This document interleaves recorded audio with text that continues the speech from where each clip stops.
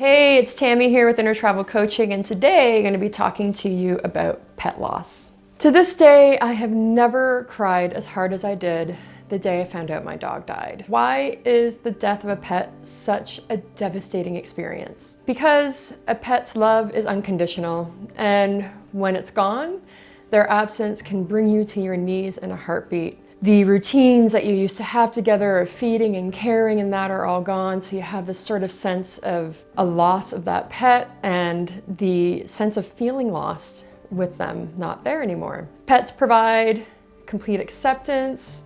They don't care if you're grumpy. They don't care if you shorten the walk. They are just always excited to see you, and they're the best listeners. My dog growing up was my confidant. He listened to all my stories. He was the gatekeeper of all my secrets, and he refused to leave my side when chemo would beat me down. He was also the first one to be ready to go outside and play with me again when I was ready to go out.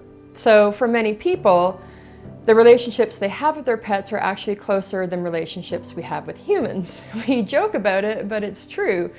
Because let's be honest, pets are there when others walk away.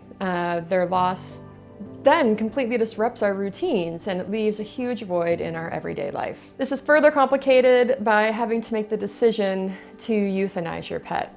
And grief will definitely show up in the wake of that decision, because even though it's right, it's still never easy to make that decision.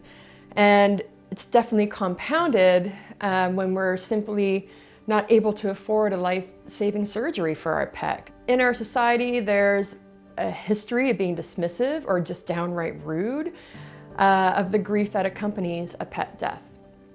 It invalidates our grief. People will say things that intellectualize the heartbreak that we're going through. It might sound like, you can always get another dog, or it was only a dog. It's not like it was your mother or your spouse or your child who died. And one that we hear all the time is, well, at least your pet isn't suffering anymore. Which leads me to that pesky phrase, at least, because nothing truly empathetic ever begins with at least. I catch myself all the time wanting to start saying something with, well, at least they're not suffering anymore. But again, this doesn't help the person who is grieving, because we're not acknowledging the pain and the heartbreak that they're in. Grief is a normal and natural reaction to your pet's death. So if you know someone who is grieving the loss of a pet, the best thing you can do is to empathize with them.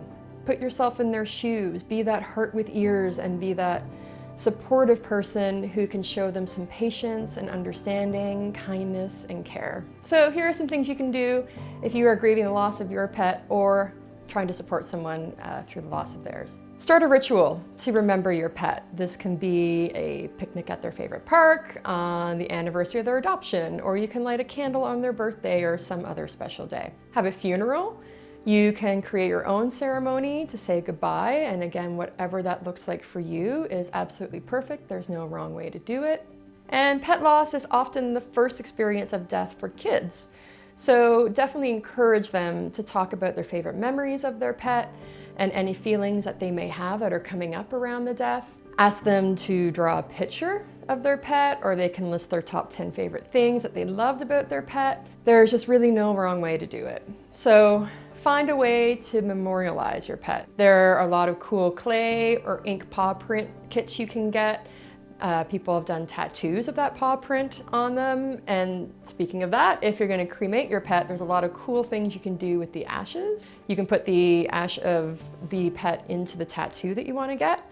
There are gemstones you can get made with the ashes. You can press them into vinyl records. You can put into a coral reef. You can make it a part of a tree. Or if you have the money, you can even shoot the ashes into space. The point is, everyone grieves pet loss in their own way. So find people that are truly compassionate and want to help you navigate this loss. Be sure to give yourself the time and space you need to grieve your pet, and if you need any other resources, go to my website, innertravelcoaching.com, and you'll find a lot of different ways there that you can honor your grief for something that's authentic and true to you.